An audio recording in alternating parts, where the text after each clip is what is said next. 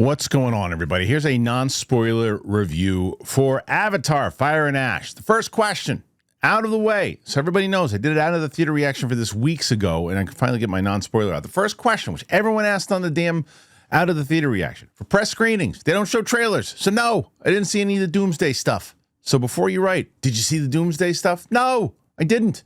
That's why this is a review for the movie that you saw the title in, Avatar: Fire and Ash. This is the third movie in the Avatar franchise. James Cameron, of course, returning to direct this one. Sam Worthington also returning. Zoe Saldaña, Sigourney Weaver, and more.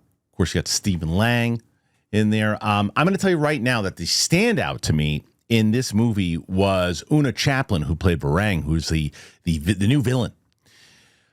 So, again, this is a non-spoiler review to let you know just, again, what this story is about, is that this time after the Way of Water, our family is still dealing with loss and other things that are happening, and now they have these new villains to deal with, and they got to figure out how to get Spider out and about, because the kid can't breathe. So they just have to figure that out, and shit happens along the way, especially with Stephen Lang's Quaritch hot on their tails. So the stuff that I love, and this is something that I said in my out of the theater reaction. This is what I will say here, and you can make your little comments. Oh, the second he said he liked the second one, I was out. Have the blast. Have the best time of your life. I love the second movie. I love the first movie. I love the Avatar movies. I like being there. I love the theater experience of going to watch Avatar. I don't think there's anything else like it out there.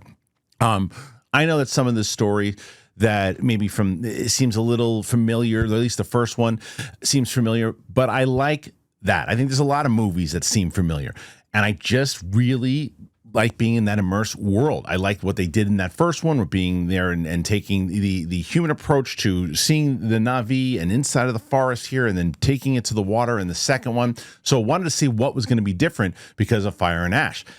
The real thing to say here is there's not a lot of difference. They do repeat a lot of beats from the second movie. There were about 5 or 6 times throughout this movie I said, that seems like the exact same beat from the second movie. But as I mentioned to you, I like being there. I like these characters. So maybe I turned a little bit I turned my head a little bit, and I said, it's okay. That's fine. I'm okay with it, because I want to see where Jake's going. I want to see what Neytiri is doing. And Zoe Saldaña, to me, is always such a strong anchor in this thing because of what she is going through as a mother. And it's Neytiri stuff that always hits hard for me, because Jake's still trying to be the warrior. He's trying to take the stuff that he had from, his past as a human being, and he's also trying to protect his children. And the children also have a lot to do, obviously. You've got, whether it's Spider and Loak and Took and Netiam, I believe. So they all have things to do, right? And it's a long movie. Everybody should have a lot to do. It's 3 hours and 15 minutes long. The obvious, the visuals. Right? The obvious, the visuals. You see this in 3D. You see it. This is, to me, one of those movies that you should absolutely check out in the theater. Now, this is one of those movies that if you are a fan of Avatar 1 and 2, I think that you are going to enjoy this movie for the same reason that I did. I like the way that they just put you on Pandora, and you are just transported there, and you are there, and you are with this family, and you are feeling those emotions. Now, some of the emotions maybe not as strong as maybe for me in the second one, but they're still there, very much so. What I don't think it will do, what I do think the second one did, I did hear from a lot of people who saw the second movie who said, I didn't love the first one, but man, I really dug the second one, and I thought that it was a little bit more original than the first. I don't think that the third one's going to convert that many non-Avatar fans over because of the repeating beats, because of the fact that it's the characters are pretty much going through a lot of the same stuff.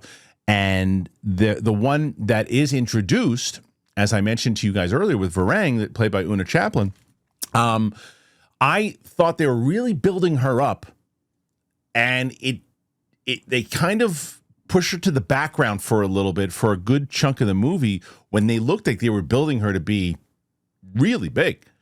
So I wish she had more to do, but when she's on, she shines. So, and as I mentioned in my out of the theater reaction, if I'm ranking them, I'm going 2, 1, and I'm going 2, 1, and then 3 is where I'm going. So, do I want to see another one of these movies? Oh my God. Do I want to see another one of these movies? 100% yes, I do. I think that James Cameron has a lock in what these are doing. I do want to see how they progress and if it could progress past familiar beats. But I'm going to go out of a 10 scale here, and I'm going to go 7.7 out of 10 for Avatar. I do think that this is one of those movies that is a must-catch in the theater, and I think it'll have less impact outside of the theater. But I did also think Spider had more to do, by the way. I think the relationship with him and Quaritch is interesting. So I want to know what you guys think. Did you like this one? Did you not like this one? Put your thoughts in there. Let me know. As always, please subscribe to the channel. Click like, comment. Appreciate you. See you on the flip side.